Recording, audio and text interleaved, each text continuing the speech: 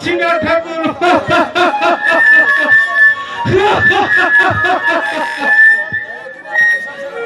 কেন তুমি আমায় গরিব করে সংসারে পাঠিয়েছিলে ঠাকুর? বলো আমার মুখ পাড়িয়ে চেয়ে আছে বলে, দেখে মনে অন্ন খেতে পাবে বলে। আজ আমি মানুষের দায়ে দাঁড়িয়ে সারাদিন করে এলাম, এক মুঠো চালের জন্য কোথাও খুঁজে পেলাম না।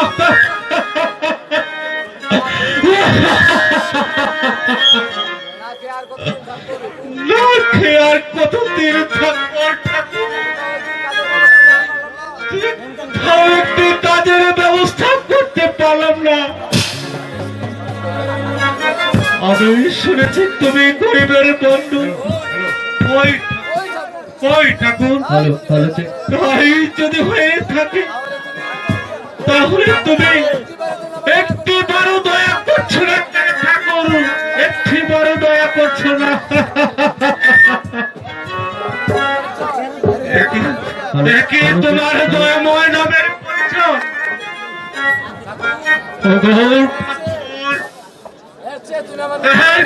তুমি আমার মৃত্যু দাও ঠাকুর, মৃত্যু দাও।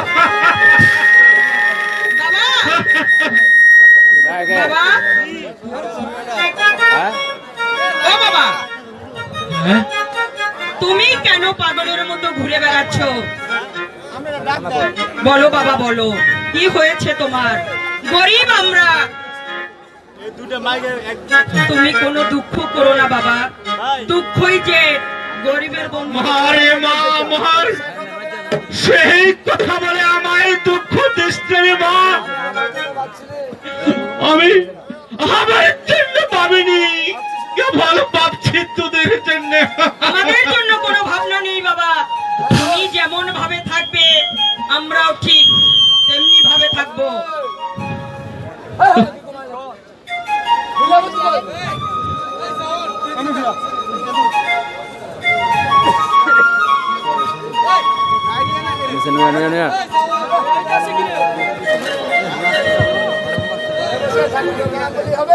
ওরে বসে বসে কি ঠাকুরের প্রণাম করলে চলবে না? কোথাও গিয়ে একটা কাজের বন্দোবস্ত করতে হবে।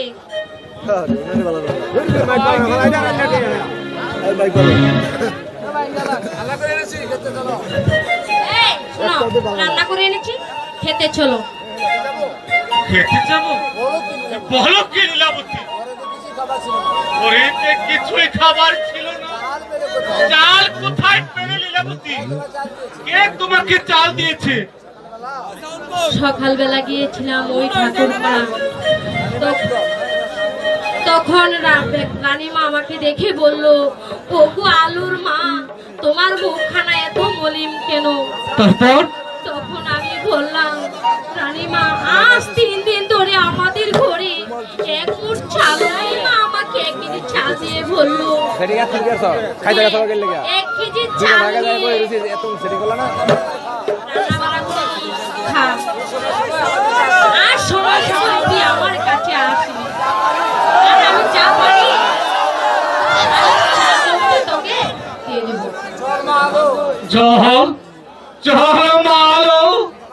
তুই আমার সঙ্গে চল। না বাবা, আমি এখন খাবো না, তুমি যাও, আমি একটু পরে খাবো। আমি কিন্তু তোর জন্য অপেক্ষা থাকবো মা। তুই তাড়াতাড়ি চলে আসিস, তাড়াতাড়ি চলে আসিস।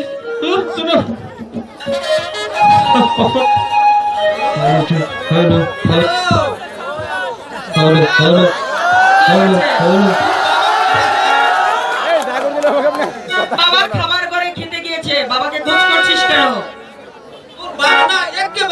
মা আমারও বোকা হবে কেন? খেয়ে শুকিয়ে মরবে, তবু কোথাও একটা কাজের ব্যবস্থা করবে। তোদের মতো আমার মা বাবা খুব গরিব ছিল। এখন আমার মা বাবা রাজবাড়িতে চাকরি করে যা 2 পয়সা পায়, আমাদের সংসার ভালোভাবে চলে যায়। মা বাবা যদি রাজবাড়িতে চাকরি করে তাহলে তোদের খাওয়া পড়ার কোনো অভাব থাকবে না। আমি বাবাকে এলে সব কথা খুলে বলবো। তাহলে আমি এখন যাই। ঠিক আছে, যাই। মন্টুদার কথাটা কি বলি? ভাই কোথায় যাই, পেটে নাই বল, কি করে সংসার চাই। ঠাকুর আর কতদিন না খেয়ে থাকতে হয়। বাবা, তুমি আর কেঁদো না বাবা। মন্টুদা এসেছিল আমাদের বাড়িতে। কি বললো? সে বলে গেছে ওই রাজবাড়িতে গিয়ে যদি একটি কাজের ব্যবস্থা করো তাহলে একটি নিশ্চয়ই কাজ পাবে। গিয়ে দেখো না রাজবাড়িতে একটা কাজের ব্যবস্থা করতে পারো কিনা। ভাই যাবো রে মা, তার ছাড়া যে আর কোনো উপায় নেই, আর কোনো উপায় নেই। ওকে মাথা কি একেবারে খেয়েছ? মেয়ে এখন বিয়ের উপযুক্ত হয়েছে, তাকে কি দেখে শুনে কোথাও কি একটা বিয়ের ব্যবস্থা করতে হবে না? তারপর একটা চাকরির ব্যবস্থা করব। আর না খেয়ে আর কতদিন বসে থাকবো? মেয়ে তো দেব, কিন্তু টাকা পয়সা কোথায় পাবো লীলাবতী? টাকা ছাড়া যে কিছু হয় না। আমি ভেবেছিলাম কি বাপে কি ঘরে বসে না কোথাও গিয়ে দেখতে হবে? গরিব মানুষ আবার কখন কি ঘটে বসে তারপরে নিয়ে গিয়ে বুঝবে। তখন আমি আর এই লোকের সামনে মুখ দেখাতে পারবো না। লীলাবতী, আমি আর রাজবাড়িতে গিয়ে দেখি কোনো চাকরির ব্যবস্থা করতে পারি কিনা। রাজবাড়িতে তো যাবে, কিন্তু আমার আলোকে একা বাড়িতে রেখে এখন আমার বিরক্ত হয়েছে। আলোকে জানি না মেয়েটা নিয়ে কি করি। মালো বাবা, আমি আর তোর মা রাজবাড়িতে যাই, গিয়ে দেখি কোনো কাজের সমাধান করতে পারি কিনা। আমরা গরিব মানুষ, আমাদের ভগবান ছাড়া আর কোনো উপায় নেই রে মা, আর কোনো উপায় নেই, আর কোনো উপায় নেই, আর কোনো উপায় নেই। হ্যাঁ? তুই কোথাও যাসনি মা? তুই খুব সাবধানে থাকিস, খুব সাবধানে। ঠিক আছে বাবা, আমি খুব সাবধানে থাকবো। তোমরা তাড়াতাড়ি ফিরে এসো। ভগবান ঠাকুর, তুমি আমার আলোকে দেখে রেখো ঠাকুর, আমার আলোকে দেখে রেখো, দেখে রেখো, দেখে রেখো।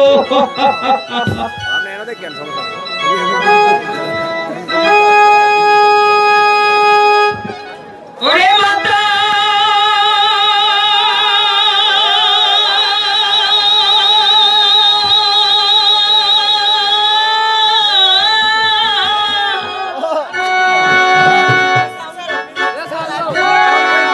পিতা চাকরি করে মহারাজের বাড়ি, আমি আলো একা বাড়ি, ও থাকি কেমন করে গো, আহারে না বিধি।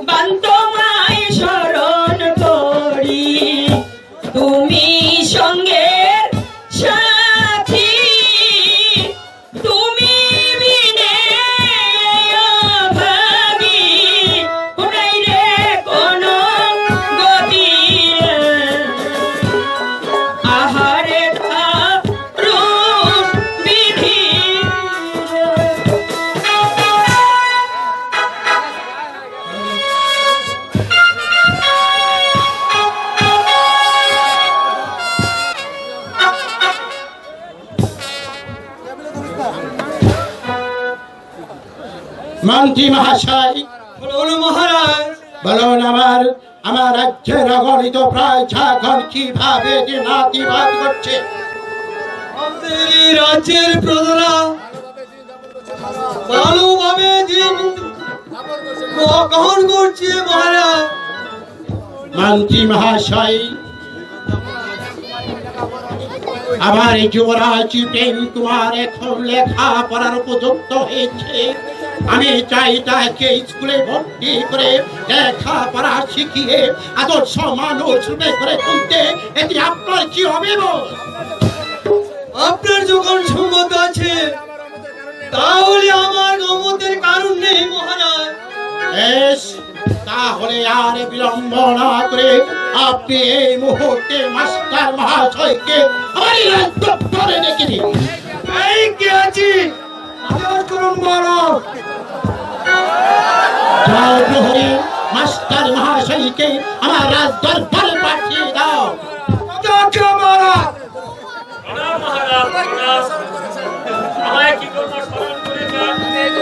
আমি আপনাকে এই জন্য স্মরণ করেছি যে আমার এই পুত্র যুবরাজ প্রেম কুমার নাগরিক থেকে সাবধান প্রাপ্ত হয়েছে। আমার ইচ্ছা আপনার স্কুলে তাকে ভর্তি করে লেখাপড়া শিক্ষা দিয়ে আদর্শ মানুষ রূপে করে তুলতে চাই। এটি আপনার কি অভিমত মাস্টার মহাশয়? প্রেম কুমার আমার স্কুলে পড়বে, এটি আমার পরম সৌভাগ্য মহারাজ। আগামীকাল যুবরাজ প্রেম কুমারকে স্কুলে পাঠিয়ে দিবে। মন্ত্রী মহাশয়, আপনি আগামীকাল যুবরাজ প্রেম কুমারকে আমাদের পাঠশালায় ভর্তি করে দিয়ে আসবেন। এই হচ্ছে আমার হুকুম।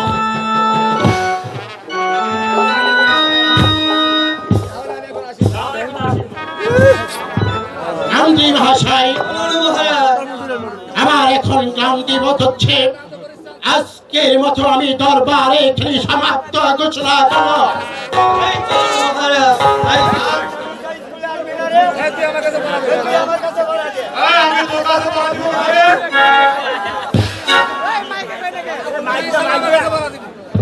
আমার কাছে পড়া দিয়ে এই শোন, তোরা তো কথা বলতে পারিস না, আমি কই। এই জন্টু মন্টু, এই তোরা স্কুলে তো দুষ্টামি করছিস কেন রে? ওঠ! কোন জ্বালায় ওঠ! আপনি বেয়াদব! এই জন্টু মন্টু, দেখি তোদের লেখাপড়া কেমন হয়েছে? স্যার আমার কাছে যা পড়া আছে এই সব মন্টুর কাছে দিয়ে দিছি। মাস্টার মশাই স্কুলে আছেন? মাস্টার মশাই কে? মন্ত্রী মশাই, আসুন, আসন গ্রহণ করুন। না, আমি বসতে আসিনি। আমি এসেছি যুবরাজ প্রেম কুমারকে আপনার স্কুলে ভর্তি করতে। বলুন আপনার ভর্তি ফিস আর মাসিক বেতন কত? আমার ভর্তি ফিস 300 টাকা, মাসিক বেতন 500 টাকা, 800 টাকা। এই নিন আপনার ভর্তি ফিস, মাসিক বেতন। মাস্টার সাহেব, আপনি যুবরাজ প্রেম কুমারকে আপনার ছেলের মতন মনে করে সুশিক্ষা শিক্ষিত করে গড়ে তুলবেন। তাহলে আমি এখন আসি। স্যার, আজ আমাদের স্কুলে এই যুবরাজ প্রেম কুমার ভর্তি হয়েছে, তাই আমরা ছুটি চাই স্যার। ঠিক বলেছ, আজ যুবরাজ প্রেম কুমার আমাদের স্কুলে ভর্তি হয়েছে। সেই উপলক্ষে আমরা খুব আনন্দিত এবং গর্বিত। আজ তোমাদের সকলের ছুটি।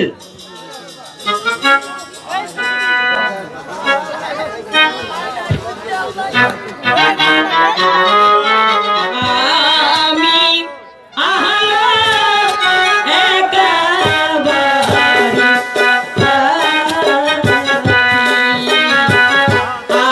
আমি আহলো একেবারে আমার মাতা পিতা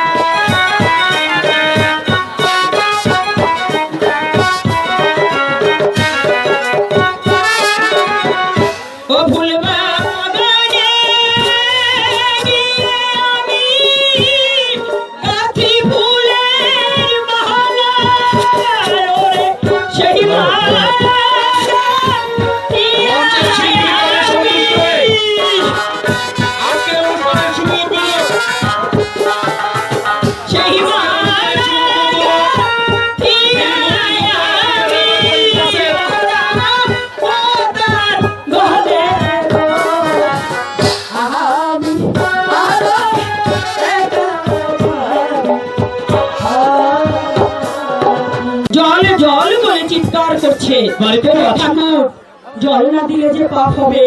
ও এদিকে বাবা মাও বাড়ি থেকে বেরোতে নিষেধ করেছে, কি করবো ভাবছি। আমাকে একটু জল দেবে? কেউ আছেন বাড়িতে? কাউকে তো দেখতে পাচ্ছি না। কেউ আছে?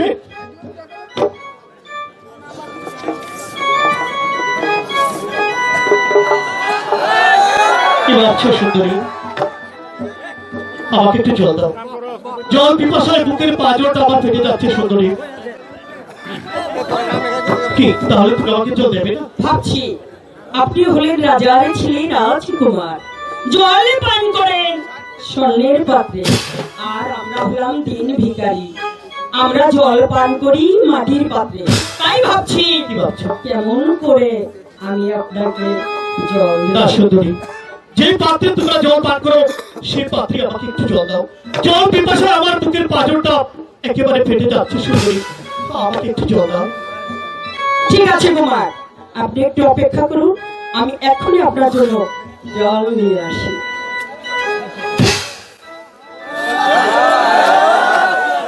ঠাকুর, এ কি দেখলাম আমি? সে কি মানুষ না পড়ি?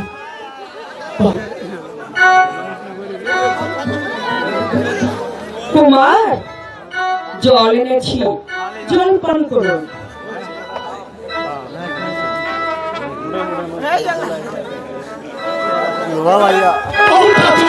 তাহলে কি আমার ভাগ্যে জল নেই? কেন জল পড়ে গেল বলো ঠাকুর? ও ঠাকুর, কুমার, জল পড়ে গিয়েছে, তাতে কি হয়েছে? আপনি আরেকটু অপেক্ষা করুন, আমি এক্ষুনি আপনার জন্য জল নিয়ে আসি। না সুন্দরী, আজ আমি আর তোমার হস্তে জল পান করবো না সুন্দরী। তবে আমি কথা দিচ্ছি, আমি আসবো, আরেকদিন আসবো, আর যেদিন আসবো আমি প্রাণ ভরে তোমার হস্তে জল পান করবো। আজ আমি যাই। যাই বলতে নেই কুমার, বলুন আসি। হবে, হবে। আসি। পাগল বলা হয়েছে। হ্যালো হ্যালো, তুই বাড়িতে আছিস না? হ্যাঁ বাবা, আমি বাড়িতেই আছি। তোর তোর মুখখানে তো মরে দেখছি কেন রে মা? বল বল, তোর কি হয়েছে? আমার কিছুই হয়নি, তোমাদের আসার বিলম্ব দেখে আমি কিন্তু খুব চিন্তায় ছিলাম। ও বাবা, আমার মা কই? মেয়ের কাছে প্রশ্ন করা হচ্ছে বুঝি? যাও রাজবাড়িতে গিয়ে বেতন নিয়ে এসো, না হলে যে না খেয়ে মরতে হবে। ভালো, বাবা, আমি রাত বাড়ি হতে বেতন নিয়ে আসি। তুই আর তোর মা রান্নার কাজটি সেরে, রান্নার কাজটি সেরে, রান্নার কাজটি সেরে। ও মা, কেমন করে রান্না করতে হয় আমি তো জানি না, তুমি আমাকে শিখিয়ে দেবে। তাই চলো। এত বড় মেয়ে হয়েছে, এখনো বুঝি রান্না বান্না করতে পারে না। ঠিক আছে, তুমি আমাকে শিখিয়ে দাও, তাহলেই হবে। তাই চল। তাই চলো।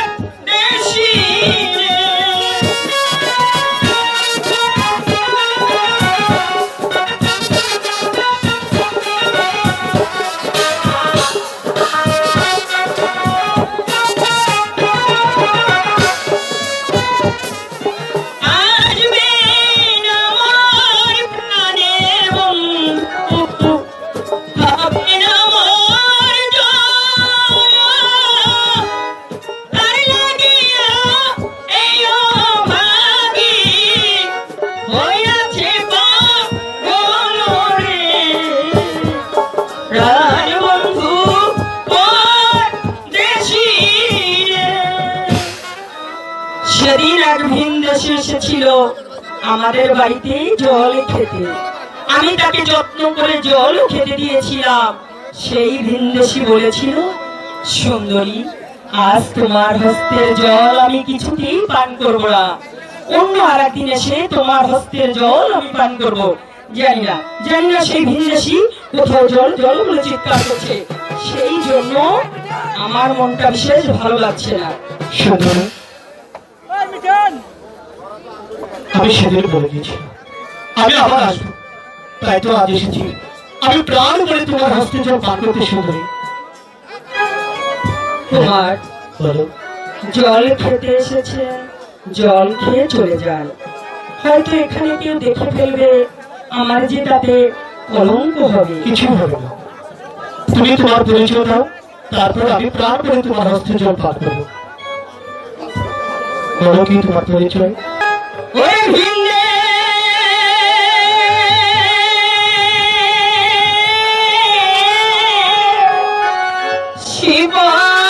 শিবার বেশি ঝগড়া এসে মোদের বাড়ি একেবারে মন প্রাণ নীল চুড়ি করিলে প্রাণ বন্ধু পরদেশী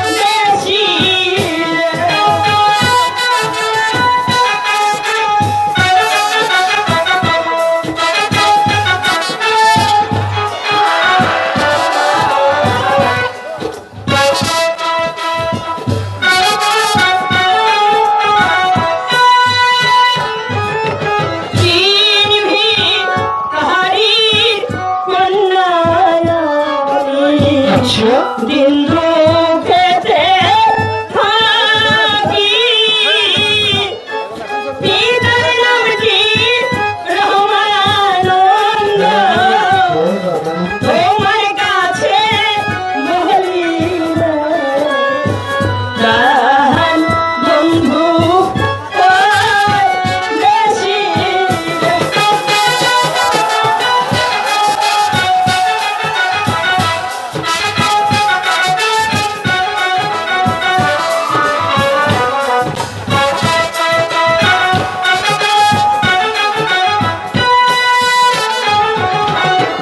আমার নামটি আলোমতি, আলো মথুরা। হইল না গো কুমার, তোমার নামটি কি গো কুমার?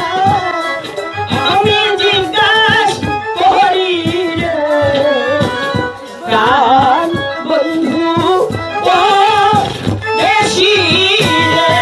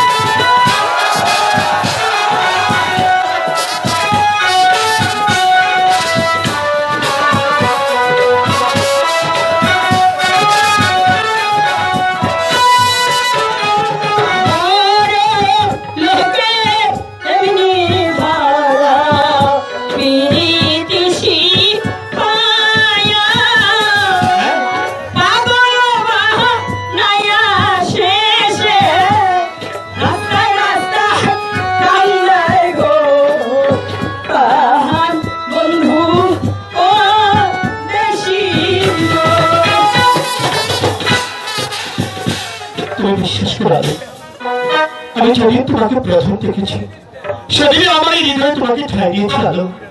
তোমাকে ভুলে যদি অন্য কাউকে আমি ভালোবাসি তাহলে আমার স্থান হবে ওই নরকে আলো, আমার স্থান হবে ওই নরকে। কুমার, হ্যাঁ আলো, তুমি বিশ্বাস করো, ঠাকুরের নামে যেতে করে বলছি, আমি তোমাকে বলে অন্য কাউকে আমার জীবনে ঠাই দেবো না, অন্য কাউকে ঢালো অন্য তোমায় কন্যা ভুলিব কেমনে।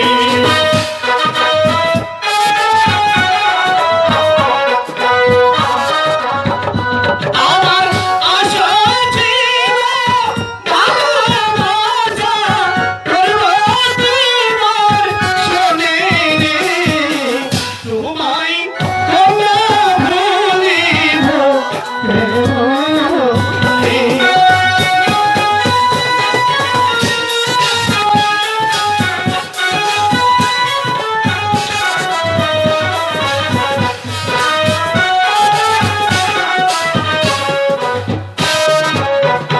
আশা পূর্ণ হবে না, তুমি প্রজারি কন্যা, তোমায় ভালোবাসবো না।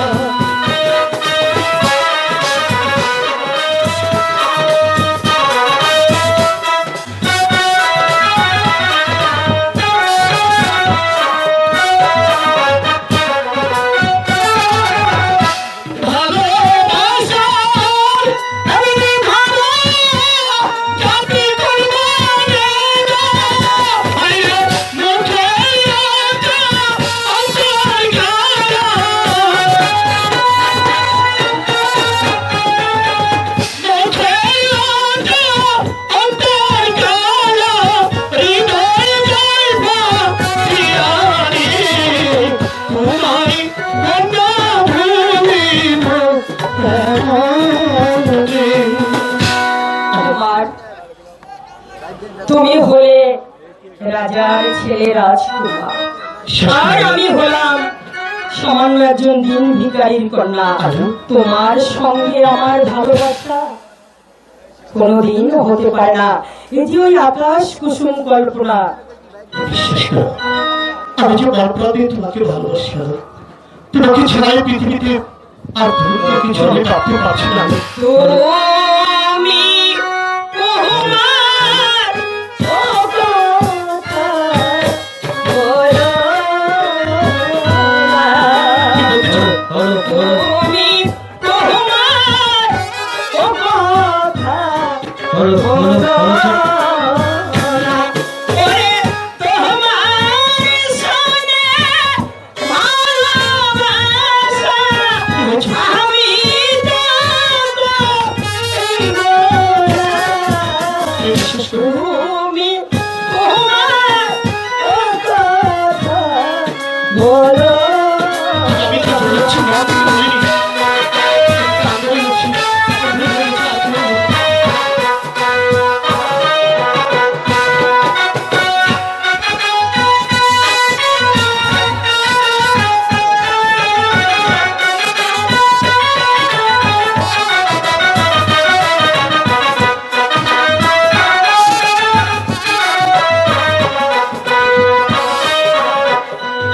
তুমি রাজা মিছে মুঝে কেন এই কথা বললে, লজ্জা নাই তোমার মুখে।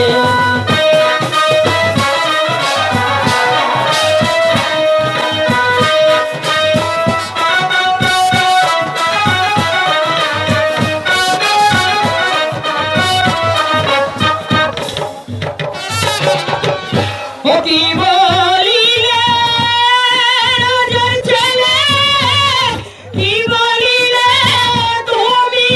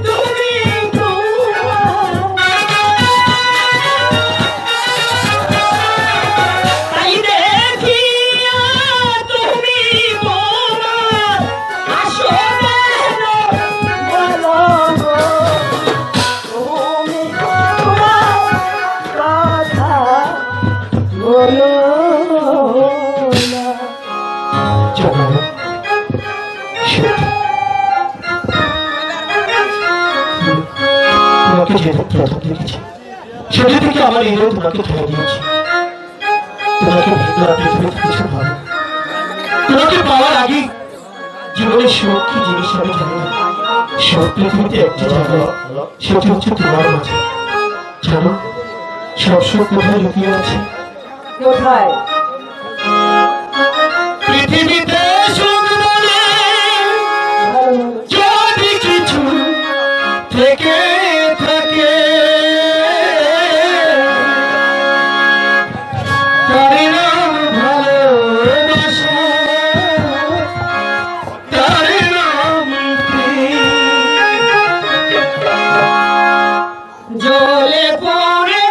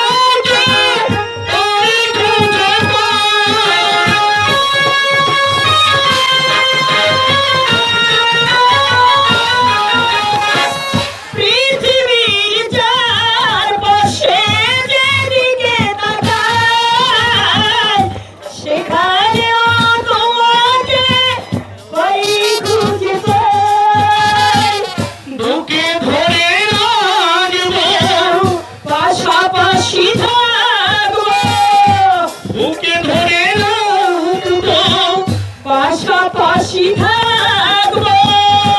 যার বিনিময়ে আমি তোমাকে পেয়ে, তার নাম ভালোবাসা, তার নাম প্রেম, এরই নাম ভালোবাসা, এরই নাম প্রেম।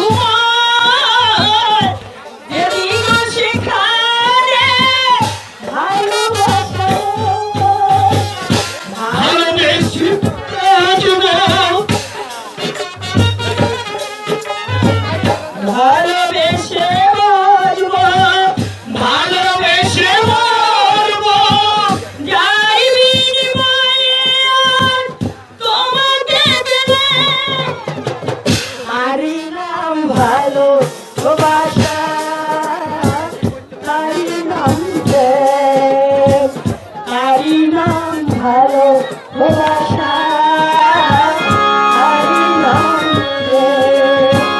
পৃথিবীতে সুখ বলে যদি কিছু থেকে থাকে, তারই নাম ভালোবাসা, তারই নাম প্রেম। জ্বলে পুড়ে মরার মাঝে যদি কোনো সুখ থাকে, তার নাম ভালোবাসা।